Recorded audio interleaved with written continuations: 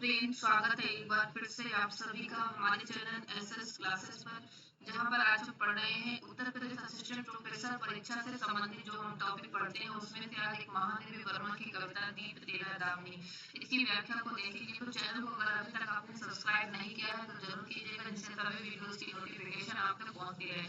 और जो हमारा क्रैश कोर्स चल रहा है, तो आप अगर उस कोर्स को ज्वाइन करना चाहते हैं तो शीघ्र ही ज्वाइन कर लीजिए, क्योंकि 31 मई के बाद इस कोर्स की फीस बढ़ने वाली है।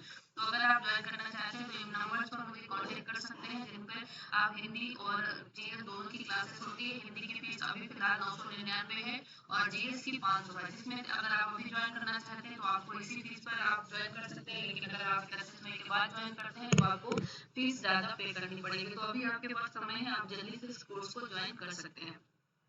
तो मैं कुछ ज़्यादा डिटेल के लिए आप इन नंबर्स पर मुझे व्हाट्सअप या कॉन्टेक्ट कर सकते हैं, कॉल कर सकते हैं। मिल चलते हैं इस टॉपिक को आगे। चैनल को सब्सक्राइब कर लीजिएगा, जिससे सभी वीडियोस की नोटिफिकेशन आपको मिलते रहे। जो भी महत्वपूर्ण जो यहाँ पे इसके संबंधित टॉपिक चल रहे हैं वो टॉपिक भी आप तक पहुँचते रहे। तो इस टॉपिक में आज हम पढ़ने वाले हैं, इस कविता की व्याख्या को देखेंगे। दीप तेरा दामनी, ये महादेवी वर्मा की कविता है, दीप तेरा दामनी। इस कविता की व्याख्या देखेंगे। तो ये महादेवी वर्मा की कविता शांति गीत से लिया गया है। ये गीत इनका, ठीक है, शांति गीत में जो कविता संग्रह है उस शांति गीत में संकलित है। और इसकी व्याख्या को देखेंगे तो महादेवी जी लिखते हैं इस गीत के माध्यम से, कहते हैं कि दीप तेरा दामनी, चपल चितवन ताल पर बुझ बुझ जलाली मालिनी, गंध वाही गहन कुंतल तूल से मृदुधूम श्यामल, गुल रही इनमें अमली आज पाओ श्यामली। महादेवी लिखते हैं कि दीप तेरा दामनी, दामनी की तो एक नायिका के रूप में चित्रित करते हैं इसको, एक एक विरहिणी शालिका के रूप में या एक विरहिणी प्रियतमा के रूप में कहते हैं कि तेरा ये दीप दामनी के समान जो तेरा दीप है, जिसकी चपल चितवन, जिसकी चाल और जिसकी चितवन के ताल पर कहते हैं कि ऐसा लग रहा है कि मानो ये बुझ बुझ कर जल रहा हो। और कहते हैं इसकी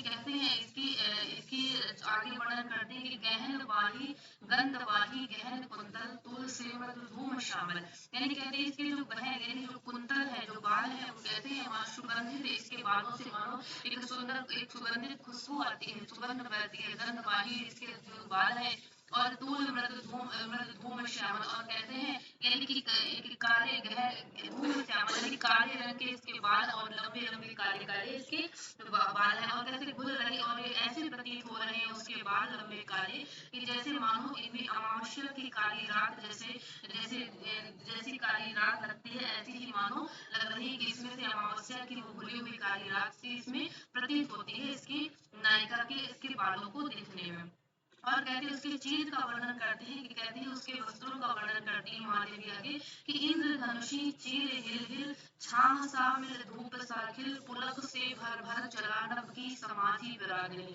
और कहते हैं इंद्र धनुषी चीर हिल हिल, और इस नायिका का कहते हैं जो इंद्र धनुषी जो चीर है ना, सतरंगी जो इंद्र धनुष के रंग का जो वस्त्र है, चीर है, वो कैसे हिलता हुआ ऐसा लग रहा है कि मानो छाह सा मिल धूप साखिल, यानी कि धूप और छाह को मिलाता हुआ मानो खिलता हुआ प्रतीत हो रहा है उसका इंद्रधनुषी रंग का वो चीर। और पुलक से भर भर चला नभ की समाधि विरागनी, और कहते हैं वो विरागनी कहते हैं वो ऐसा चल रही है मानो नभ में एक समाधि में एक उस विराग की अग्नि को भरकर, यानी वो एक उस विराग में डूबी हुई इस समाधि में जैसे कि लीन उस पुलकता से भर करके मानो वो चल रही हो। और भर भर चला नभ की समाधि यानी उस समाधि में भी जैसे लगी होती है, समाधि में लीन उसी भांति को आगे चलती ऐसी चलती हुई प्रतीत हो रही है।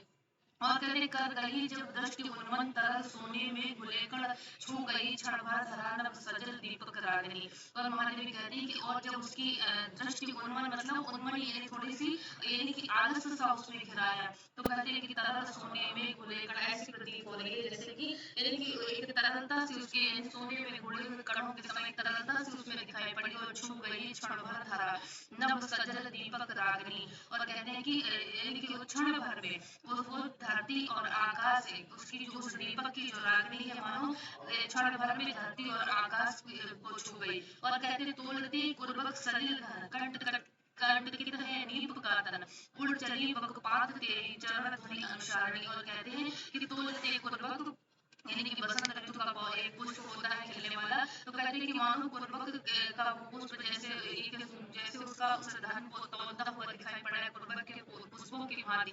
और कहते हैं आज नीप यानी जो पहले बंदूक का जो पुष्प होता है, यानी कि उसके उसके समान आज का जो तन है वो भी उस बंदूक के यानी पौधे के समान है। बंदूक के पौधे के समान उसका गंडकी यानी उसका शरीर है।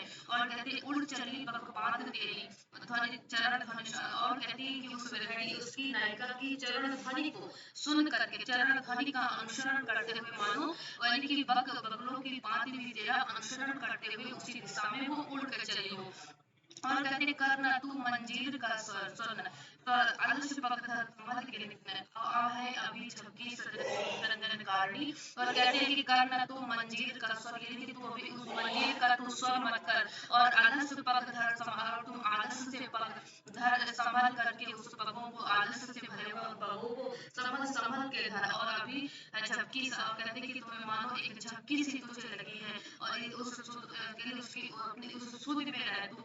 और इस तरह से महादेवी इस गीत के माध्यम से एक साधिका के, एक गृहिणी नायिका के से प्रियतमा की जैसे एक उस स्थिति का वर्णन अपने इस गीत के माध्यम से करती है। ठीक है, तो महादेवी वर्मा की ये जो गीत है, जो कविताएं हैं, इनमें से मैंने कई व्याख्याएं आपको दी। एक जो कविताएं बची हैं, सब आंखों में उजले आंसू और नील भरी बदली, ये दो कविताएं मुझे बहुत अच्छा आपके समझ होंगी। तो ये वीडियो कैसा लगा जरूर बताइएगा, वीडियो को अच्छे से शेयर कीजिएगा, कमेंट कीजिएगा। और जिससे भी सभी लोगों को इसकी नोटिफिकेशन पहुंचती रहे। ठीक है, तो मिलते हैं कल फिर एक महत्वपूर्ण टॉपिक को लेकर जो हमारे इसी परीक्षा के संदर्भ में होगा। वीडियो को अच्छे से शेयर कीजिए, चैनल को सब्सक्राइब भी कर लीजिएगा। मिलते हैं कल फिर। अगर आप पोस्ट ज्वाइन करना चाहते हैं तो जरूर नंबर पर मुझे कॉन्टेक्ट कीजिए। Thank you.